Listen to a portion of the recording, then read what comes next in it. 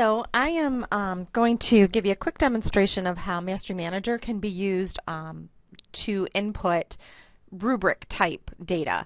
So your NCAA committee is proposing that you might be using a rubric to evaluate student performance and then use Mastery Manager to house that data.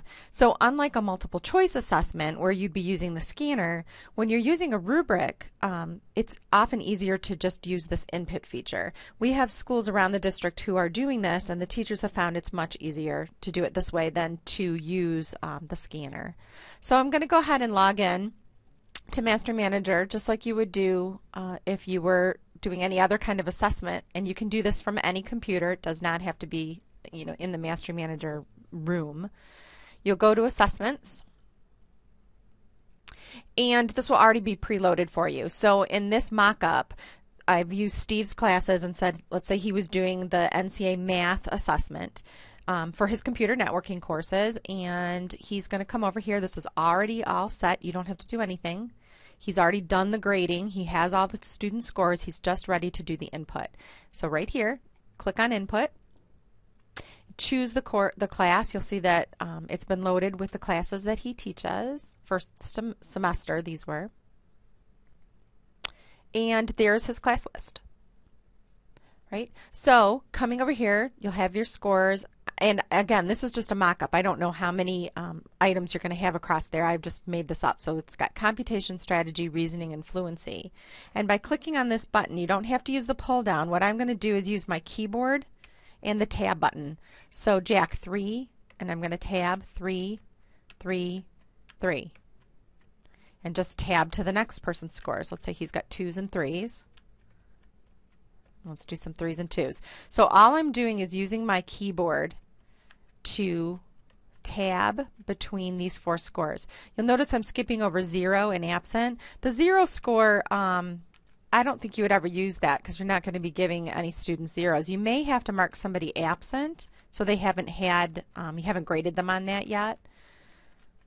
But let me just keep putting some in here. And all I'm doing is tabbing over. You'll see my computer kind of moved on me. Let me go ahead and put in somebody who's absent. Let's say that Trevor was absent. I can just click on that and take me to the next part. Again, don't use the pull down menu, just use the keyboard and the tab keys.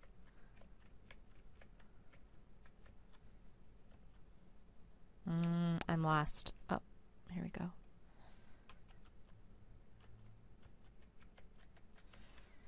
And when you're done, you just process the results. Okay. Now what you'll see there is it'll say the total score, which of course isn't really that important. What you really want to do is be able to see different kind of reports so you can track this over time. And again, there's lots of different options, but if I come over here to reports, we really only have data in there for that first hour. You can get lots of different information here. The one that's probably the most interesting, performance events roster report. So right here are those scores that we just put in, and you can see who's got a 3. I don't have the colors set up here where the 2 might actually be. If you were using 2 as on grade level, you'd want that to be green. But you can kind of see how you can get some different scores. You can also get your average score for your class. 69% I think is how many kids were proficient, and then the 2.62 is the average score out of 3. Let me show you another one. I think I have the learning objectives one set up right where the 2, here I have this one set up correctly so that the 2 is acceptable, an acceptable score. So there's lots of different things you can talk about, and this can be pretty easily customized to do what you need it to do, but I hope you can see that using the input is not very difficult. Good luck.